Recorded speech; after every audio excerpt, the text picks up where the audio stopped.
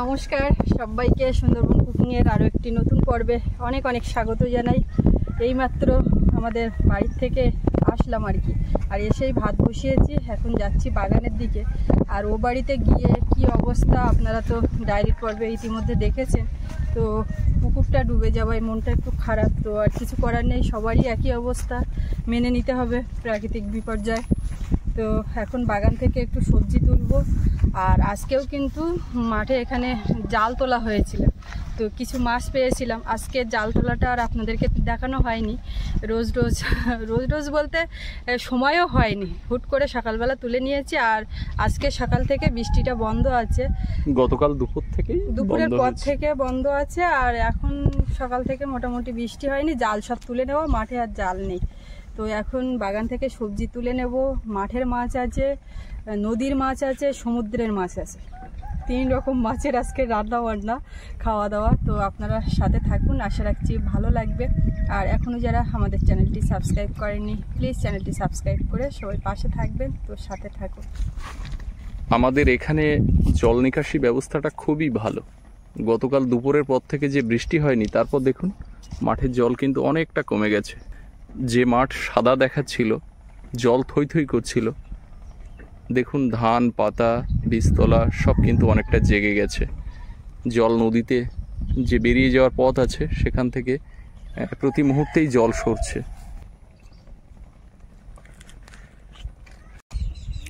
এই মাঠটা পুরো ধানগুলো সব জেগে গেছে। বেগুন 2-1 দিন তোলা হচ্ছে না, তাতেই একেবারে গাছ ময় বড় হয়ে গেছে। এই গাছগুলো কিন্তু নতুন রোয়া গাছ।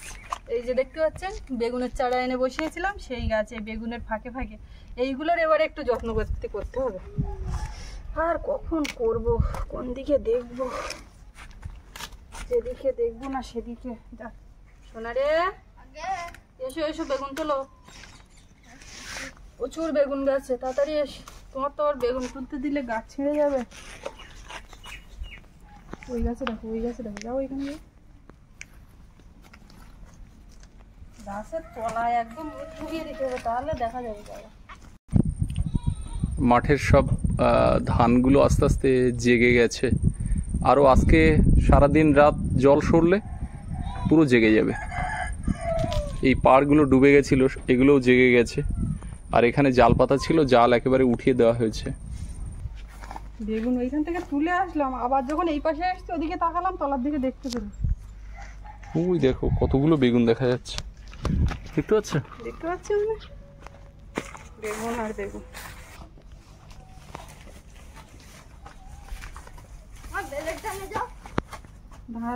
দাঁড়া দেখি দেখ, না তুললেই পড়ে যাচ্ছে।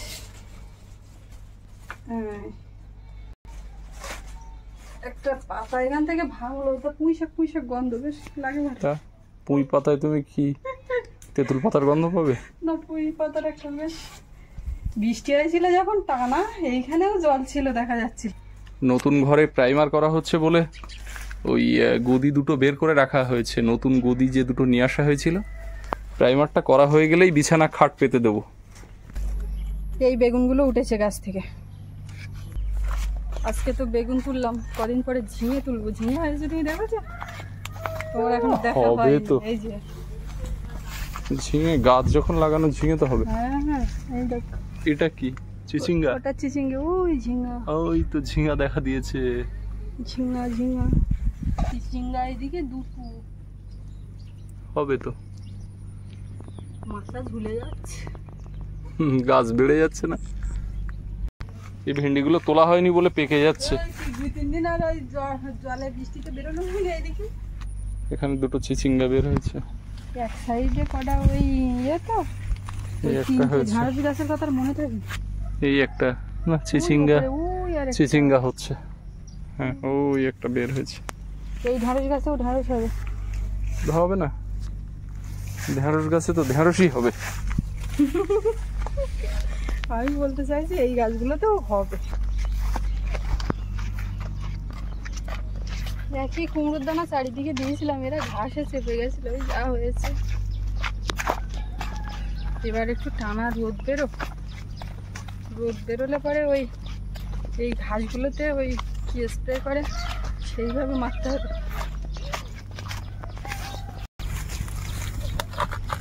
এইটা তো জল পড়ছে, তোমার শাড়িতে ওই জল পড়বে কিন্তু ইলেকট্রিকের তার আছে, সাবধান। এটা এরকম উল্টো মেরে বেরোচ্ছে কেন? মাঝখান দিয়ে গাছ ফেটে মাঝখান দিয়ে বেরোচ্ছে, দেখতে পাচ্ছ না? হ্যাঁ তাই তো। আর ওর বেরোতেই কষ্ট হচ্ছে, কলার বেরোতেই কষ্ট হচ্ছে। কলার মাথা ওই গাছের মাথা ওই অলরেডি কলা বের হয়েছে, কলাগুলোও চেপে গেল। কিসে চেপেছে? আর তো কিছু ওইভাবে বেরোচ্ছে বলে কলাগুলো ছোট হয়ে যাবে। যাই হোক, এবার তো আর ওর অসুবিধা নেই। অসুবিধা নেই তো, আমি যা বের করতে দিয়েছি অসুবিধা হচ্ছে না। এবারে ওর মতো হোক। তাও ওই সাইডের একটা পাতা মোটা চেপে আছে, দেখ। ওই এই যে এইটা, আমি তো আর হাত পাচ্ছি। ছাগল সব মুখের ধরে দাঁড়িয়ে আছে, আমাদের দেখছে আর দাঁড়িয়ে আছে, কখন সরে যাবার টুক করে ঢুকবে।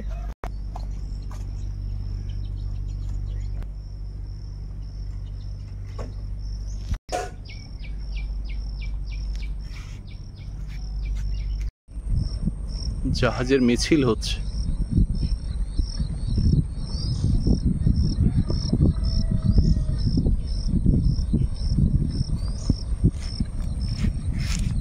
ওদিকে তো উনুন জ্বালিয়েছি, আগুন তো এই একটা লম্বা হাতায় করে একটুখানি ছাই তুললাম, লাগবেও অল্প। আর এই হাতাটা আমাদের ওই রং করতে গিয়ে রং লাগানো ছিল, তারপরে বেঁধে ছাই তোলার জন্য।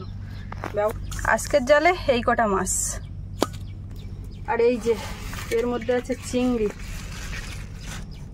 এগুলো হচ্ছে নদীর চিংড়ি, মাঠের মাছ। আর এই হচ্ছে সমুদ্রের মাছ। অনেকদিন বাদে কালকে বেরোতে পেরেছিল, অনেকদিন বলতে মাঝখানে কদিন এই বৃষ্টির জন্য বেরোতে পারে না। কালকে বেরিয়ে এই মাছটা পেয়েছিল, তো একেবারে পেট টেট কেটে পরিষ্কার করে নিয়ে এসেছিল। আমি ফ্রিজে রেখেছিলাম, রাত্রে আর রান্না হয়নি। এটা কি মাছ বলছিলে? এটা ওই যে আট ট্যাংরারই একটা প্রজাতি, তবে আট ট্যাংরাগুলো যতটা বড় হয় এরা আবার ততটা বড় হয় না। ওই চরগোদা মাছ খেতাম না, ওই টাইপের। মানে ওটাও না এটাও না, কাটফিশ প্রজাতি। আচ্ছা, কাঁটাটা কেটে নিয়ে এসেছিলাম, শক্ত খুব তো। কাঁটা এগুলো আমাদের নদীতেও পাওয়া যায়, সাগরেও পাওয়া যায়। সাগরে বেশি পাওয়া যায়, আমাদের নদীতে কম। ডিম হয়েছে, এই তো মাছের পেটে ডিম। আর এই মাছ ওইভাবে ফ্রিজে রেখে দিলে এই পেটটা পরিষ্কার করে রাখা হলো মানে ভালো।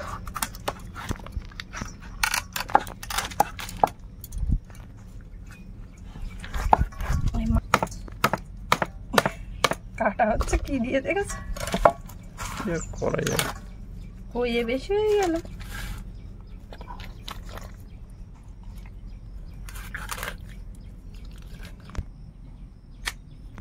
কত বড় ডিম বের হয়েছে। কত মাছের পোনা। এর আবার ডিম অতটা দেখালে কি হবে, সংখ্যায় কম, বড় বড় মার্বেল গুটির মতো। এই মাছটার না মাছে কম হয়, মাথায় বেশি। মাথা বাদ দিলাম, আবার এইখানে একটা বড় হাড়ুকর কাঁটা বলি, এক গাদা একটা কাঁটা। আর কি করা যাবে।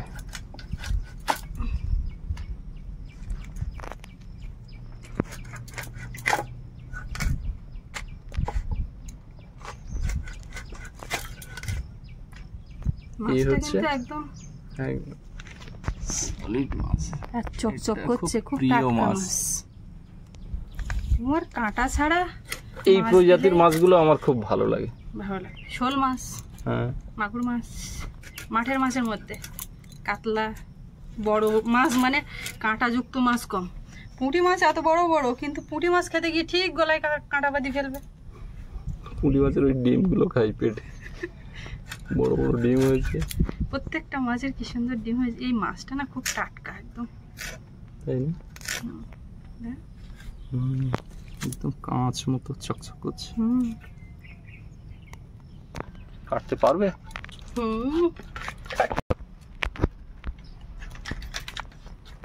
আমার কষ্ট দেখতে না পেয়ে দাটা ঘরের থেকে এনে দিল, কিন্তু দা লাগছে না, আমি নিচ্ছি। আর তুমি একটা কাজ করো, ভাত বসিয়েছি, একটুখানি দেখো, কাঠটা ঠেলে দাও। আমি দেখে বুঝতে পারবো তো? ভাত দেখতে হবে না, আচ্ছা কাঠ ঠেলতে হবে। উনুনটা জ্বলছে কিনা দেখা, জ্বলছে কিনা সেটাই ব্যাপার। গুড। উনুন জ্বলছে গো।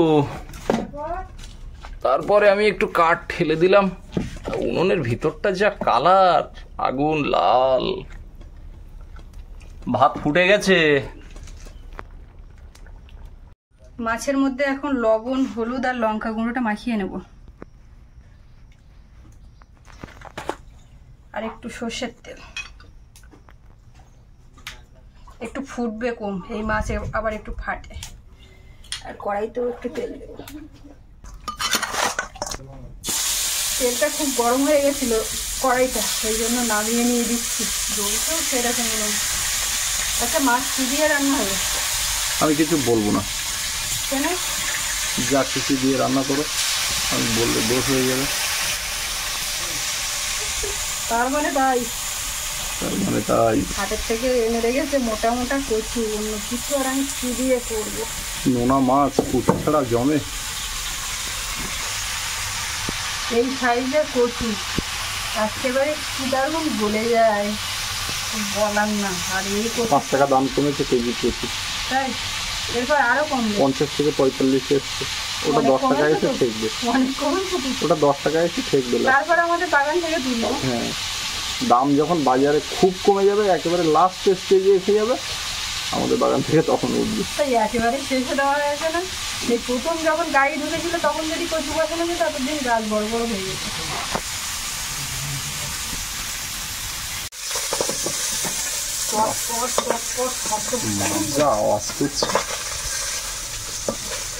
তার মধ্যে থেকে ভেজে তুলে নিলাম। আজকে তো ভাজা মাছ খেতে বলছো না? এখনো বলবো কি, আমি কি মাছ ভেজে উঠেছি? আমি তো বলতাম। আচ্ছা আচ্ছা, সময় দেবে তো নাকি তার আগে থেকে? আমি কি এখনো পুরো মাছ সব ভেজে উঠেছি? ও আচ্ছা আচ্ছা, তারপরে তো বলবো। পুঁটি মাছের দিকে দেখিয়ে। হ্যাঁ,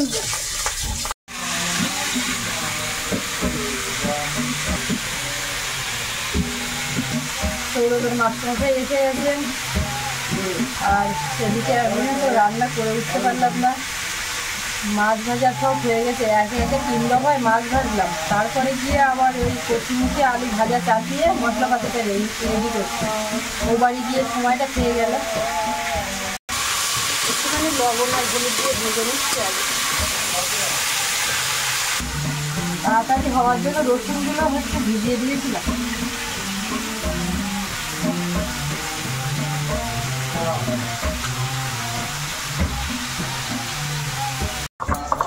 আদা রসুন বেটে নিচ্ছি।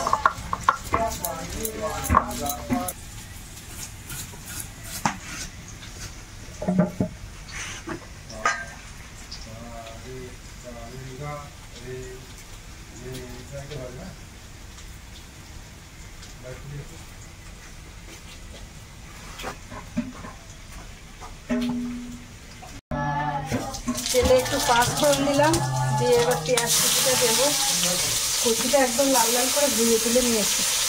বড় মাছের তরকারি দিয়ে রান্না করতে হবে। আদা রসুন বাটা,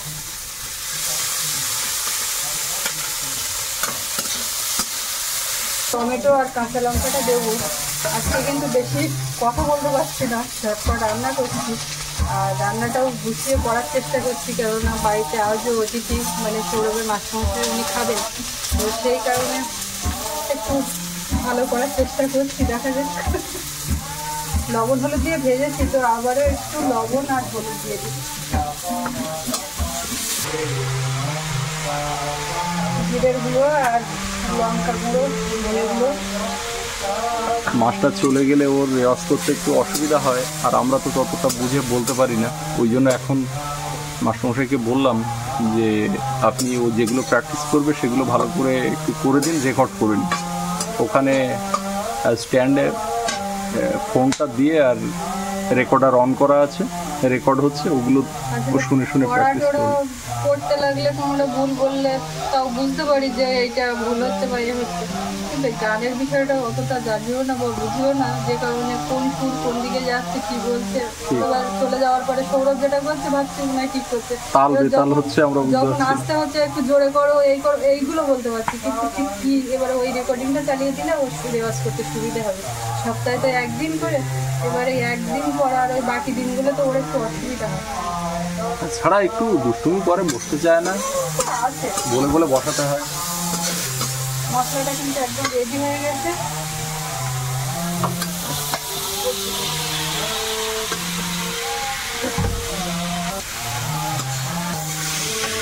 তো আমার জ্বলছে দারুণ, কোনো সমস্যা নেই।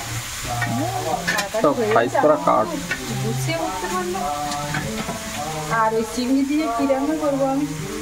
চিংড়ি দিয়ে তুমি জানো ওলের ডাক ছিল না, ওলের ডাক বের করেছি, এখন কি অবস্থা আছে দেখতে হবে।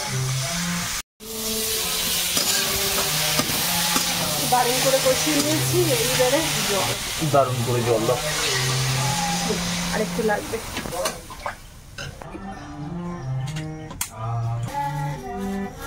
এই ওল পাশের বাড়ি কাকিমাদের বাড়ি থেকে দিয়েছিল, কাকিমাদের ওই ওল গাছের একটা কেটেছিল, তো ওরা খেয়েছে আর আমার দিয়ে গেছিল, তা আমি এখন খাইনি।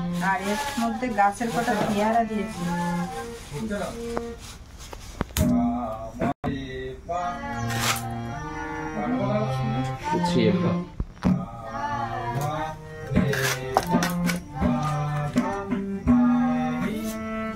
চিংড়ি দিয়ে ভালো লাগে, চিংড়িও সাইজের। আর আমার এই ওলের ডাকটাই পছন্দ। আমাদেরও কাটার মতো হবে, একটা করে গোড়ায় উঠবে আর আগেরটা কেটে খেতে হবে নাকি। এখন একটু কুলপি শাক তুলে নিচ্ছি। ওই যে মিষ্টি মাছ আছে, মাঠের মাছ দিয়ে একটু হালকা করে ঝোল হবে, জ্যান্ত মাছের একেবারে স্বাস্থ্যকর ঝোল, যেটা কুলেখাড়া শাক দিয়ে। আর ওদিকে তো আগের দিন উচ্ছে খেতে দিয়েছিলাম, উচ্ছে দিয়ে খেয়েছে। আর আমার একদিন এই কুলপি শাক দিয়ে খাওয়ার ইচ্ছে ছিল, তো আজকে হয়ে যাচ্ছে। এখন আর বৃষ্টি বন্ধ হয়ে গেছে, মাছ এক্ষুনি পাওয়া যাবে না, তো আজকেই ভাবলাম করি। প্রচুর কিন্তু হয়েছে, তুলে একদিন মাখা করে খেতে হবে, সেদ্ধ করে অনেকটা। আর এত তো লাগবে না এখন।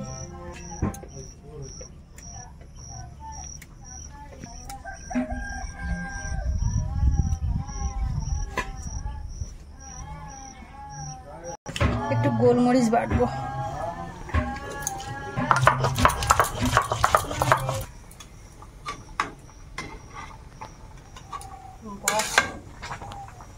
মোমের মতো গলে গেছে। মোম গলে যায় ভালো না? জানতাম না। তো মাছগুলো দিয়ে দিই। মাছ দিলে কড়াইতে জায়গা হবে তো? সাইজের করা যায় না এটা? জানি না। 8 নম্বরের কড়াই। গোলমরিচ বাটা দিয়ে নামিয়ে দেবো, হয়ে গেছে। একটু কালো জিরে, পেঁয়াজ আর রসুন আর কাঁচা লঙ্কা।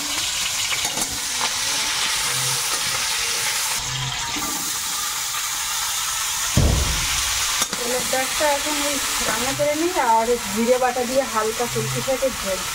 এতে লবণটা একদম কম, একটু হলুদ গুঁড়ো। এখন এর মধ্যে একটু সরষে বেটে দেবো। আর কুলপি শাকটা কাটা হয়ে গেলে এই রান্নাটা যদি না হয় গ্যাসে চাপিয়ে দেবো। ওলের ডাকে এই চিংড়িগুলো পড়লে এমনি ওল ডাক খাবে।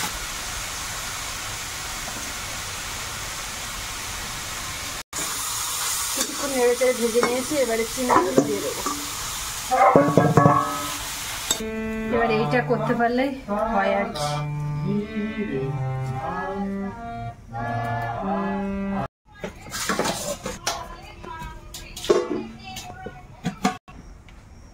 বর্ষা হলে বেশ কিছু মাছ খাওয়া দাওয়াটা খুব ভালো।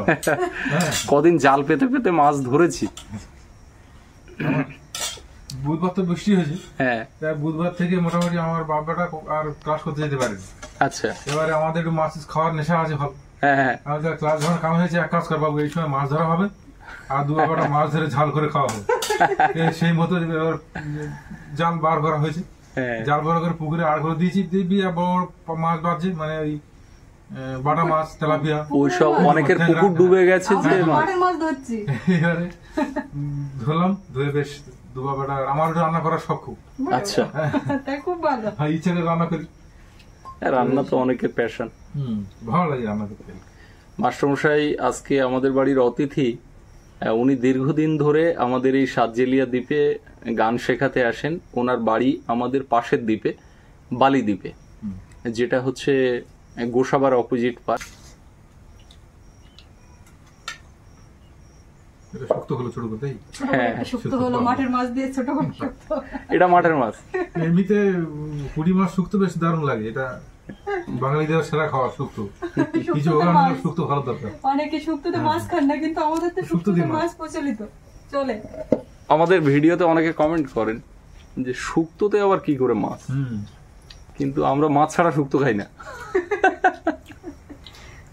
এটা এই আমার বাগানের কুলেখাড়া শাক দিয়ে। তাও নেই করে সাতজেলিয়াতে প্রায় 14 বছর হয়ে গেছে আপনার। হ্যাঁ হ্যাঁ, 14 বছর হয়ে গেছে।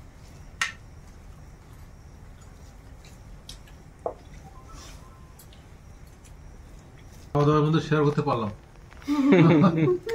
আপনাদের ভিডিওটা দেখি, ভালো লাগে শেয়ার করতে, কিন্তু আমার সে সময় হয়ে ওঠে না। আমি আমার সাথে কাজ শুরু করে আপনাদের এখানে আসি। একদম একদম ভালো লাগে বেশ। একদিন দেখি তোমার মা ইহা বড় শোল মাছ একদম কাদা মাখা নিয়ে ধরে দাঁড়িয়ে আছে। মাঠের পুকুরে তাহলে এই শোল মাছটা যদি তেঁতুল দিয়ে টক করে যেত না। একদম, এই কথাটা আমি বলতে যাচ্ছিলাম। মাস্টারমশাইরা টক খুব পছন্দ করে। টক ব্যক্তিগতভাবে আমিও খুব পছন্দ করি। আমাদের এই অঞ্চলে 3 জায়গার মানুষ বসবাস করেন। এক হচ্ছে মেদিনীপুর ডিস্ট্রিক্টের মানুষ, মাস্টারমশাইরা মেদিনীপুর ডিস্ট্রিক্টের মানুষ, কিন্তু ও 3-4 পুরুষ ধরে সব এখানে চলছে এখন। আর আরেক জায়গা থেকে বাংলাদেশের সাতক্ষীরা ডিস্ট্রিক্টের মানুষ রয়েছেন। আর আছেন একেবারে এখানকার যারা আদিবাসী সম্প্রদায়, যেটা হচ্ছে তারাও এখানকার স্থানীয় নন। একটা সময় তো সুন্দরবনে কেউ ছিলেন না, তারা এসেছিলেন ওই উড়িষ্যার যে ময়ূরভঞ্জ জেলা থেকে যে মানুষজন এসেছিলেন, সাঁওতাল সম্প্রদায়ের মানুষ, তারা এখানকার মূল নিবাসী হিসেবে পরিচিত। তো আমরা এই 3 জায়গার মানুষ আছি, সব মিলেমিশে আমরা এখন একে অপরের আত্মীয় হয়ে গেছি। তবে আমি ওই 14 বছর থেকে দয়াপুরের সাতজেলে আসি তো। তাছাড়াও আমার বাড়ি বালিতে হলো আমাদের এই বাংলাদেশ থেকে 72 সালে হলো আসছি, তাদের সঙ্গে আমাদের ওঠা বসা একদম। বলে আমি মেদিনীপুর সমাজের ছেলে হলো আমি একদম সেট হয়ে গেছি। কোনো ব্যাপার না। আমার এখানে তো মেদিনীপুর আর এই বাংলাদেশ পূর্ববঙ্গীয় যে ওই সাতক্ষীরা ডিস্ট্রিক্টের লোকজন বোঝার উপায় নেই। একদম। আর জাত ধর্ম তো কোনো ব্যাপার নেই, মানুষ তো সবই এক। এবার ওই খাদ্য সংস্কৃতিগুলো একটু আলাদা আলাদা আছে, কিন্তু এখন একে অপরের সংস্কৃতির আদান প্রদানটা বেশ শুরু হয়েছে। যেমন মেদিনীপুরের যাত্রা লোক সংস্কৃতিতে একেবারে বিরাটভাবে জড়িয়ে রয়েছে। আর এই মেদিনীপুরের লোকজন কিন্তু সুন্দরবনে এই যাত্রার ব্যাপারটাকে আরো বেশি প্রসারিত করেছিলেন একটা সময়। আর রান্না কিন্তু দারুণ হয়েছে। আমার এই নোনা মাছের খুব ভক্ত আমি ছোটবেলা থেকে নোনা মাছে আমাদের খুব ভক্ত। আজকে রান্না হয়েছে মাঠের মাছ, নদীর মাছ, সমুদ্রের মাছ। চিংড়িটা আমাদের পেছনের নদীর, আর এই ছোট মাছগুলো জালে পড়েছে, আর এই বড় মাছটা সামুদ্রিক মাছ, বাজার থেকে নিয়ে এসেছি। প্রচুর টাকা দিই না, কিন্তু হয়ে যাবে, আরেকটু লাগবে। এটা হচ্ছে ওই আর মাছেরই প্রজাতি, ওই যে বাজারে যে সামুদ্রিক মাছগুলো আসে। মাছটা বেশ শক্ত টক্ত আর ভালো।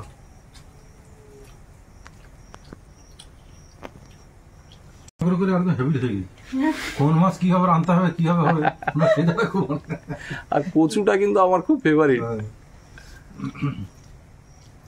কালকে তো বেরোতে পারে না, কদিন ধরে বাজারে এই মাঠের থেকে মাছ ধরছি আর খাচ্ছি, কালকে সন্ধ্যাবেলা বেরিয়েছিল, গিয়ে আর এই মাছটা নিয়ে এসেছিল, তার রান্না করিনি। আমি ভাবছি যে কালকে বাড়িতে লোকজন কাজ টাজ করবে, মাছটা রাত্রি খেয়ে নিলে পরের দিন কি খাবো, সবাই জোগাড় করতে পারবে। সেই দুজন আজকে দুপুরবেলা চলে গেছে, কারেন্টের সমস্যা ছিল, কারেন্টের সমস্যা, লো ভোল্টেজ, কাজ করতে পারছে না। আমরা ও বাড়ি চলে গেছি, ফোন করে বললো দাদা আমরা চলে যাচ্ছি, আমার তো ওরাও চলে গেছে, আর ইলেকট্রিক অফিসের লোক এসে ঠিক করে ট্রান্সফরমারটা ঠিক করে দিয়ে গেছে। এবারে আমরাও খাওয়া দাওয়া করতে বসবো। আজকে পর্বটা এখানে শেষ করি। আপনাদের কেমন লাগলো কমেন্টে জানাবেন, আর সবাই ভালো থাকবেন। দেখা হচ্ছে আগামীকাল। আর এতক্ষণ সাথে থাকার জন্য সকলকে অনেক অনেক ধন্যবাদ।